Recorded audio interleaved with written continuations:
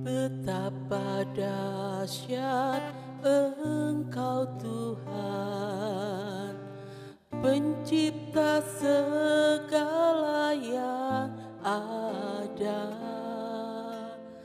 dulu, sekarang, sampai selamanya. Hanya Engkau Tuhan, tak terselami pikiranmu,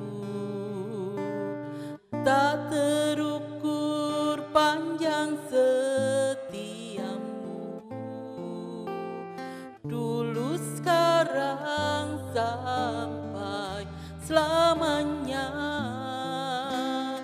Hanya Engkau Tuhan, ku sembah Engkau Yesus, hanya Engkau Allah di hidupku, tiada yang lain. Hanya Kau, hanya Engkau Tuhan, selamanya Kau tetap Allah, walau dunia semua bergoncang, tak tergoyahkan, Kau tetap Allah.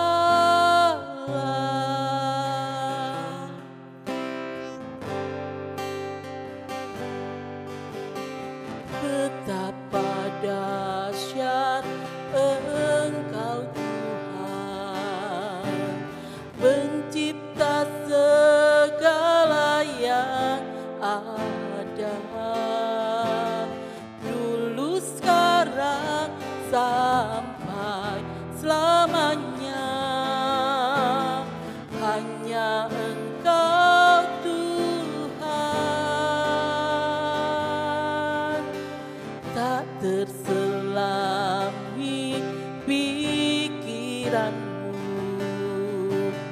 tak terukur panjang setiamu, dulu, sekarang, sampai selamanya. Hanya Engkau Tuhan, ku sembah Engkau Yesus, hanya Engkau Allah di hidupku, tiada yang lain. Hanya Kau, hanya Engkau Tuhan, selamanya Kau tetap Allah, walau dunia semua bergoncang, tak tergoyahkan, Kau tetap Allah. Ku sembah Engkau Yesus, hanya Engkau Allah di hidupku, tiada yang lain. Hanya Kau, hanya Engkau Tuhan, selamanya Kau tetap Allah, walau dunia semua bergoncang, tak tergoyahkan, Kau tetap Allah.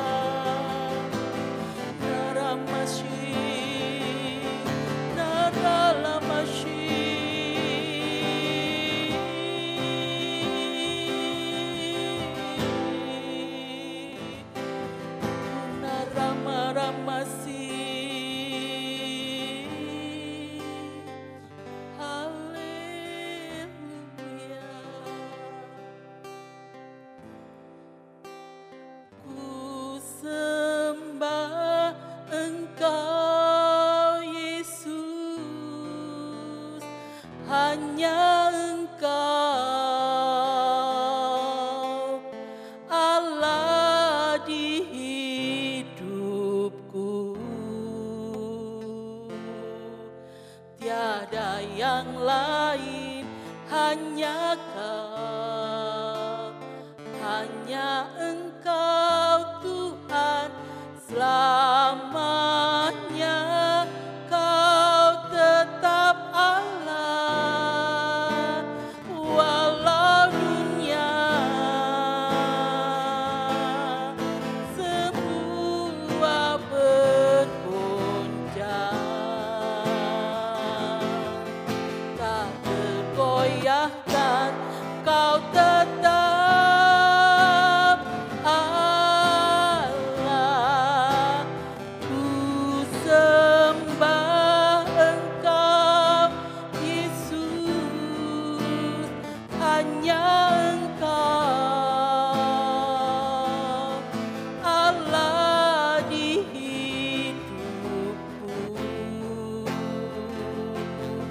Tiada yang lain, hanya Kau, hanya Engkau Tuhan selamanya. Kau tetap Allah walau dunia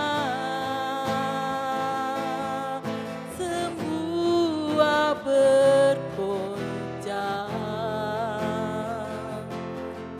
tak tergoyahkan. Kau tetap Allah. Kau tetap Allah. Kau tetap Allah.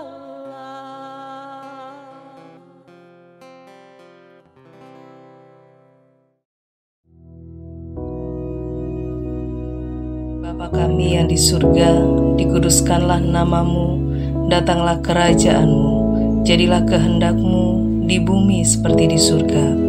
Berikanlah kami pada hari ini makanan kami yang secukupnya, dan ampunilah kami akan kesalahan kami, seperti kami juga mengampuni orang yang bersalah kepada kami.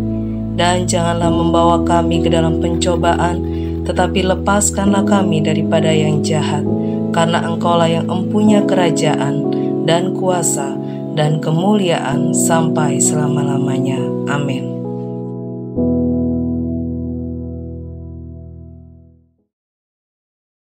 Haleluya, puji nama Tuhan, saudara sekalian. Allah yang saudara dan saya kenal dalam nama Yesus adalah Allah yang ajaib. He is a God of wonders, who are doing wonderful things. Dia adalah Allah yang ajaib, yang melakukan perbuatan-perbuatan yang ajaib. Dia pencipta langit dan bumi. Dia yang menciptakan semuanya. Dia menciptakan manusia. Itu sebabnya dia berkuasa penuh atas semuanya ini. Dia adalah Yesus, Tuhan dan Juru Selamat. Nah, saudara sekalian, pagi hari ini, mari kita akan melihat sebuah kisah di dalam Kejadian, pasal yang ke-11. Ya. Kita akan baca mulai ayat yang pertama. Dikatakan demikian, adapun seluruh bumi satu bahasanya dan satu logatnya. Maka berangkatlah mereka ke sebelah timur dan menjumpai tanah datar di tanah Sinear. Lalu menetaplah mereka di sana. Mereka berkata, seorang pada yang lain, marilah kita membuat batu bata dan membakarnya baik-baik. Lalu bata itulah dipakai mereka sebagai batu dan tergala-gala sebagai tanah liat. Juga kata mereka, marilah kita dirikan bagi kita sebuah kota dengan sebuah menara yang puncaknya sampai ke langit. Dan marilah kita cari nama, supaya kita jangan terserak ke seluruh bumi. Lalu turunlah Tuhan untuk melihat kota dan menara yang didirikan oleh anak-anak manusia itu. Dan ia berfirman, mereka ini satu bangsa dengan satu bahasa untuk semuanya. Ini barulah permulaan usaha mereka. Mulai dari sekarang apapun juga mereka rencanakan, tidak ada yang tidak akan dapat terlaksana. Baiklah kita turun dan mengacau balokkan di sana bahasa mereka, sehingga mereka tidak mengerti lagi bahasa masing-masing. Demikianlah mereka diserakkan Tuhan dari situ ke seluruh bumi, dan mereka berhenti mendirikan kota itu.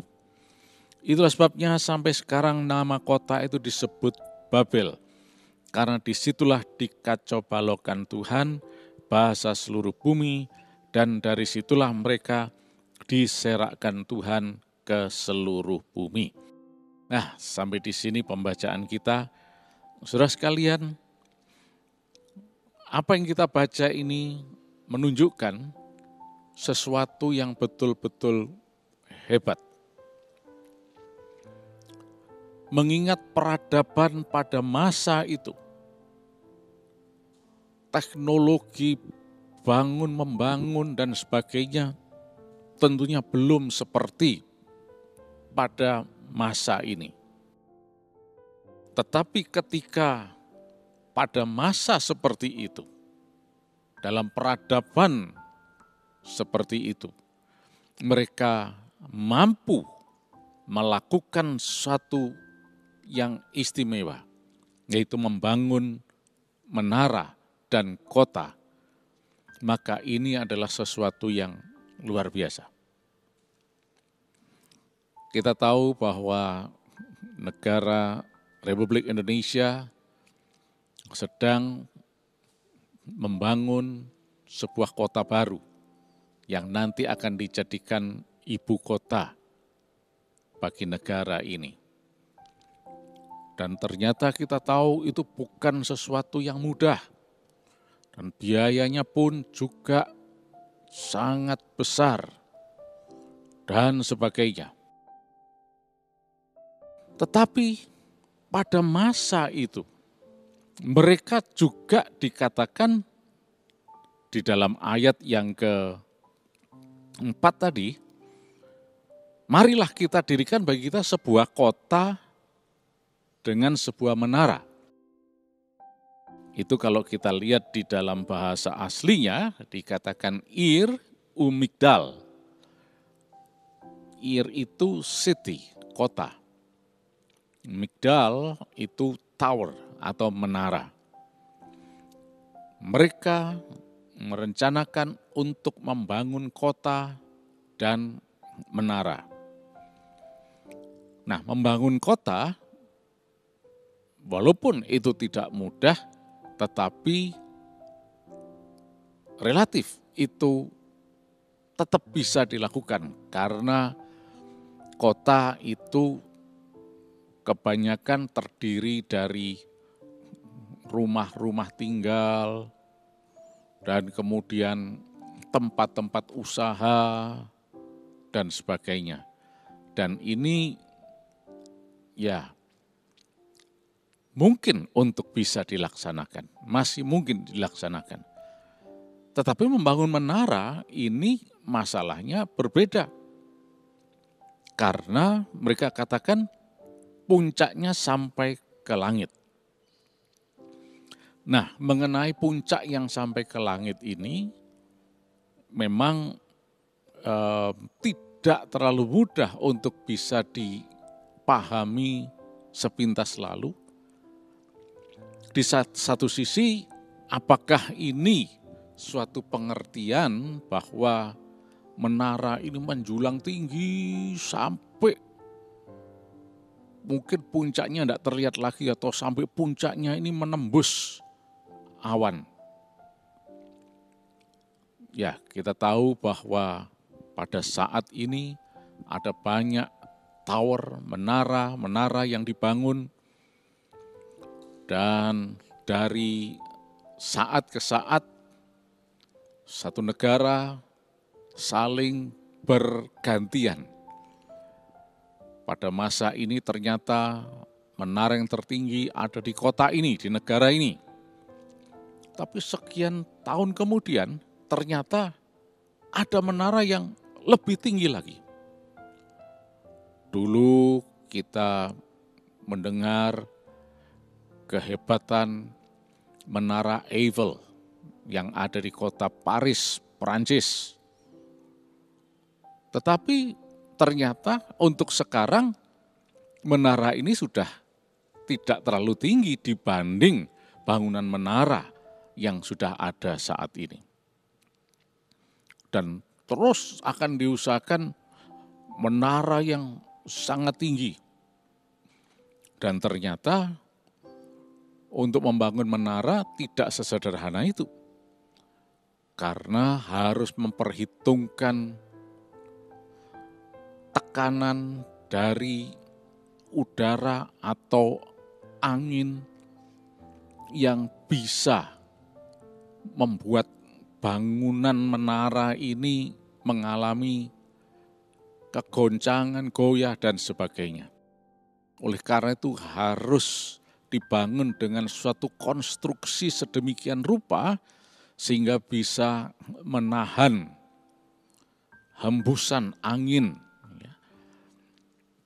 Nah, kalau saudara mengikuti detail perencanaan menara tertinggi yang ada di dunia ini, mereka merencanakan sedemikian rupa sehingga kekuatan angin itu bisa diredam dan tidak membahayakan bangunan ini. Dan belum lagi aspek-aspek yang sangat banyak, yaitu kekokohan fondasinya, dan bagaimana bisa bertahan dengan beban atau bobot dari bangunan itu dan sebagainya. Tapi toh berhasil, terbangun dengan baik. Nah, demikian juga ini. Dikatakan puncaknya sampai ke langit. Tentunya kita tidak membayangkan bahwa pada saat itu dengan peradaban seperti itu, mereka mempunyai teknologi yang bisa membangun setinggi-tingginya. Di dalam bahasa Ibraninya, ekspresinya adalah Werosho Bashamayim. Artinya kepalanya atau topnya, ya puncaknya itu di langit, in heaven. Nah, ada yang mengungkapkan ekspresi ini dengan menyatakan bahwa ini tidak berbicara mengenai ketinggian setinggi mungkin sampai ke langit dan sebagainya, tapi ini berbicara mengenai bahwa puncaknya itu digunakan untuk pemujaan kepada dewa-dewa, khususnya dewa langit. Ya, memang kita tidak punya data detail mengenai ini, apalagi ukuran dan sebagainya. Tetapi yang jelas adalah, ternyata apa yang mereka lakukan ini tidak selaras dengan kehendak Tuhan. Mereka melakukan sesuatu yang bertentangan dengan apa yang Tuhan mau. Nah, itu terlihat dari apa yang Tuhan ungkapkan ya di akhir dari ayat dari pasal ini ya, yaitu ayat yang ke-9 dikatakan, karena disitulah dikacau balokan Tuhan bahasa seluruh bumi, dan dari situlah mereka diserakkan Tuhan ke seluruh bumi. Jadi kita bisa melihat bahwa apa yang mereka lakukan ini tidak selaras dengan kehendak Tuhan. Berarti yang mereka lakukan itu adalah kemauan mereka sendiri. Betul memang. Karena kalau kita kembali lihat ayat yang keempat tadi, dikatakan, marilah kita cari nama. Nah, marilah kita cari nama. untuk mereka. Nah, tentunya mencari nama ini bukan merupakan suatu ungkapan untuk supaya diberi nama, tetapi ini sebetulnya bermakna, mempunyai makna bahwa mereka ingin supaya nama mereka itu terkenal. Dengan demikian, maka nama mereka ini diagungkan. Nah, kalau yang diagungkan adalah nama mereka, dan tentunya bukan nama Tuhan. Padahal seharusnya yang kita agungkan adalah selalu nama Tuhan. Kita boleh smart, kita boleh skillful, kita boleh terampil, kita boleh cekatan dan sebagainya. Tetapi apa saja yang kita lakukan itu bukanlah untuk kita mencari nama. Bukan untuk kemuliaan kita. Tapi semua haruslah untuk kemuliaan Tuhan. Tuhan memang memberikan kemampuan pada kita, kesanggupan. Kita bisa melakukan ini, itu, dan sebagainya. Bahkan Tuhan memberi kesanggupan kita, skill, ini khusus ini, untuk mengumpulkan duit. Ya, dengan berdagang, berbisnis, dan sebagainya. Ini tidak ada masalah, silahkan aja. Tetapi tujuannya adalah bukan untuk kepentingan kita. Tujuannya adalah untuk kemuliaan nama Tuhan. Sekarang kalau sudah terkumpul banyak duit, terus untuk apa? Oh ya, untuk supaya saya jadi hebat. Nah ini. Yang hebat haruslah Tuhan Yesus, bukan diri kita. Mengumpulkan duit untuk apa? Untuk kemuliaan Tuhan. Apa yang Tuhan kehendaki? Oh, untuk jadi berkat. Oke, kita salurkan untuk menjadi berkat. Nama Tuhan dipermuliakan. Banyak orang mungkin yang kesulitan makan dan sebagainya. Nah, kita bisa menjadi berkat bagi mereka. Banyak orang yang mengalami kesulitan dalam hal secara finansial, kita bisa menjadi berkat bagi mereka. Dan mereka tertolong. Nama Tuhan dipermuliakan. Nah, jadi saudara sekalian, apa yang mereka lakukan ini ternyata untuk diri mereka sendiri. Dan ini tidak selaras dengan kehendak Tuhan. Karena apapun juga ternyata bahwa semua itu haruslah untuk kemuliaan nama Yesus. Dan selanjutnya mereka mengatakan supaya kita jangan terserak ke seluruh bumi. Supaya mereka tetap bersatu. Bersatu untuk apa? Bersatu untuk mendapat nama. Dan bersatu tentunya untuk memuliakan diri sendiri, bukannya Tuhan. Nah, ini sesuatu yang bertentangan dengan apa yang Tuhan mau. Itulah sebabnya kita lihat bahwa semakin manusia berusaha untuk yang bukan kehendak Tuhan, semakin mereka akan terjerumus mengalami kesulitan. Mereka tidak ingin terserak-serak, malah semakin mereka terserak sekarang. Mereka ingin cari nama, malah mereka tidak memperoleh apa-apa. Karena apa? Yang sebelumnya mereka itu dalam satu kesatuan yang solid. Tapi bukan untuk kemuliaan Tuhan, malah kemudian terkacaukan sekarang. Bahasa mereka menjadi tidak lagi bisa berkomunikasi dengan baik. Jadi mereka mempunyai berbagai macam bahasa yang tidak saling dimengerti. Akhirnya mereka terserak-serak dan gagallah rencana pembangunan menara ini dan kota ini. Itulah sebabnya kemudian disebutlah ini sebagai Babel. Menurut penelusuran kata ini dikaitkan dengan kata balal yang berarti dikacaukan. Nah, jadi saudara sekalian di sini kita lihat apapun usaha manusia, sehebat apapun manusia, kita lihat ini satu proyek yang besar, ini hebat, ini luar biasa. Tapi di atas itu masih ada Tuhan yang lebih hebat, karena Dia adalah God of Wonders.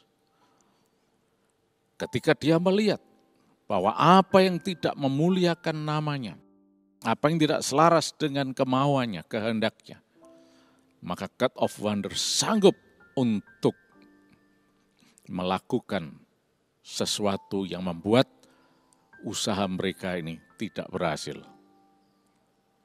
Nah, oleh karena itu dari sini kita melihat ada dua sisi penting.